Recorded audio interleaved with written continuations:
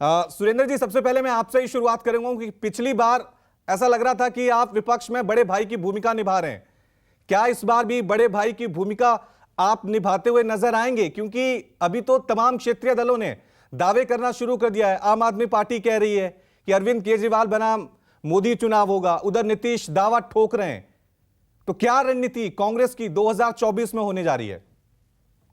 रवि भाई, दो तीन चीजें बड़ी साफ हैं आपके दर्शकों के लिए। पहली बात तो हिंदुस्तान का जो चुनाव है वो अमेरिकन प्रेसिडेंशियल फॉर्म में नहीं है कि नरेंद्र मोदी के खिलाफ कौन। यहां पर संसद चुनती है, पार्टियां चुनी जाती हैं, जिसके सांसद ज्यादा होते हैं उसका प्रधानमंत्री पद पर दावा होता है। एक बात। दूसरी बात, ये जो Bharatiya Janata party presidential form की तरफ इंगित कर रही है, वो अपने आप में खतरनाक संकेत है भारतीय जनता पार्टी की कमजोरी का भी।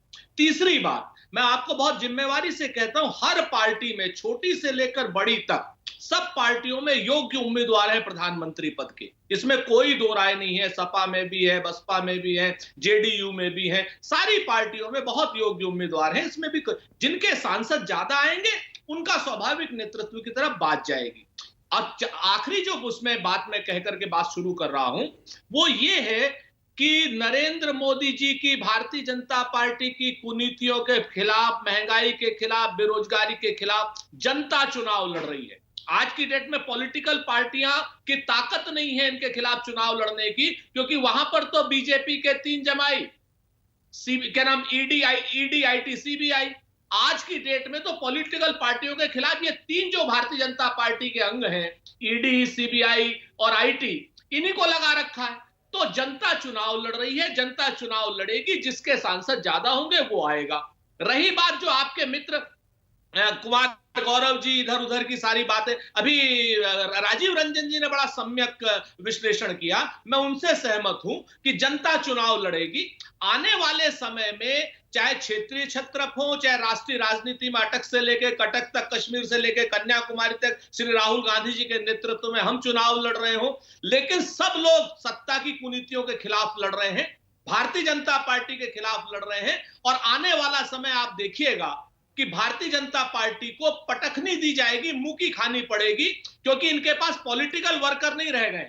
अब ईडी रह गई है, सीबीआई रह गई है और आईटी रह गई है। जनता इनसे खत्म हो चुकी है। जनता इनको उचित सबक सिखाएगी और कांग्रेस एक बड़ी भूमिका निभाएगी, इसमें भी कहीं कोई दो राय नहीं।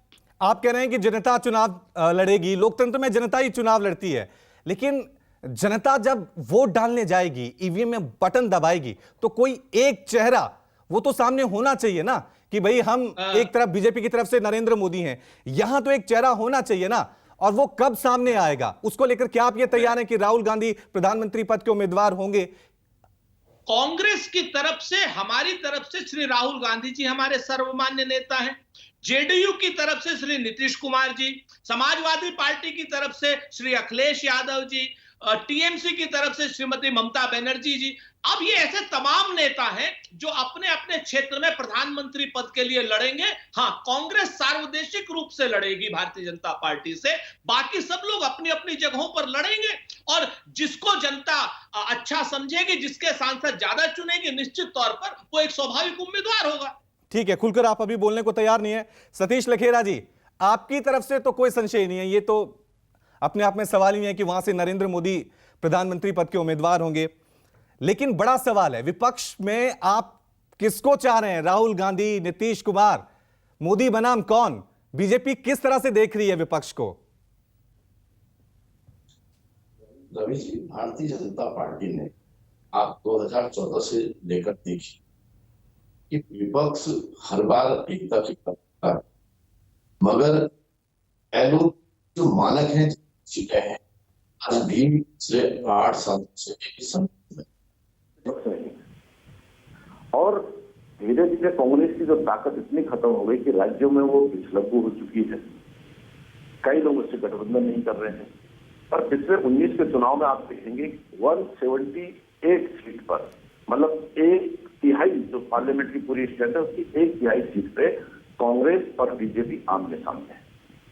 अब उनकी कितनी ताकत है, क्या पार्लियामेंट में उनकी ताकत रह गई है? 42 सीटों पे तृणमूल कांग्रेस की क्या स्थिति है? 40 सीटों पे आजकल ये नीतीश जी को प्रधानमंत्री का प्रत्याशी बना रहे हैं। यह छत्रप के तौर पे अखिलेश जी उत्तर प्रदेश में है और छोटी सी ताकत मराठा सरदार जी ने विपक्ष कहता आया है शरद पवार जी को। इसलिए छोटे छोटे जितने भी छत्रप हैं ये इकट्ठे क्यों नहीं होते?